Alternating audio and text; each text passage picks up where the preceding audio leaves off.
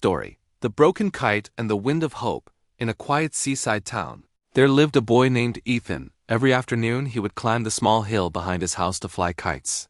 His father, a fisherman, had taught him how to make them from thin bamboo sticks and colorful scraps of paper.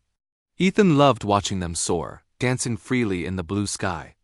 To him, kites weren't just toys. They were his dreams taking flight. But one windy afternoon, while running with his favorite red and gold kite, the string snapped. The kite spiraled helplessly before disappearing into the distant waves. Ethan searched for hours, but it was gone. He trudged home, tears in his eyes. His father, seeing him heartbroken, said gently, "Son, sometimes the wind takes what we love, not to hurt us, but to teach us how to let go." The boy didn't understand. "But it was my best kite, why did it have to break?" The father smiled. "Maybe the kite needed to travel farther than you could see." Days passed, and Ethan lost interest in kite flying.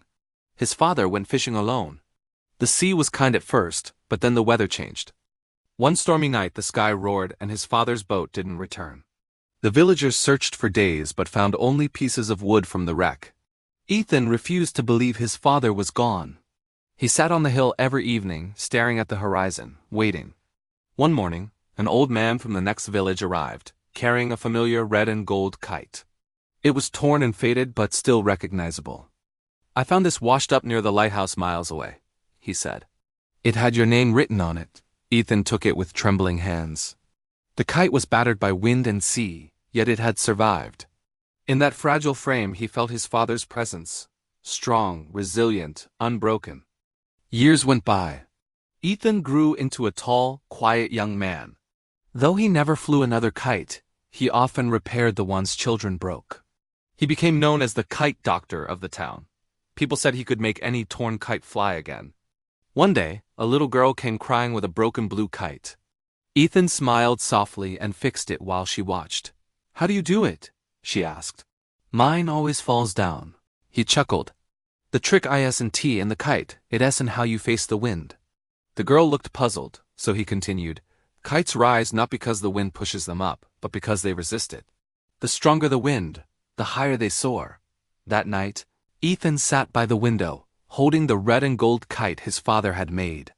He realized his father's words years ago weren't about loss. They were about strength. Letting go didn't mean giving up, it meant trusting that life had reasons beyond our sight. He climbed the old hill again for the first time in years.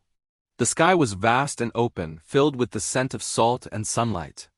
Ethan tied a new string to the old kite, patched with care. When the wind came, the kite wobbled, then lifted, rising slowly, then higher, until it danced among the clouds once more. As he watched it soar, a tear slipped down his cheek, not from sadness but from peace. He whispered to the sky, "Thank you, Father. I finally understand." The kite flew bravely against the wind, a symbol of hope and endurance. It was no longer just a piece of paper and string. It was a memory reborn, a promise that even after storms and loss, something beautiful can still rise again. Life lesson. Life, like kite flying, is not about avoiding the wind but learning to face it. Sometimes we lose things, people, dreams, chances, not to break us but to teach us strength, resilience, and faith in the unseen. Let go, trust the wind, and you'll soar again.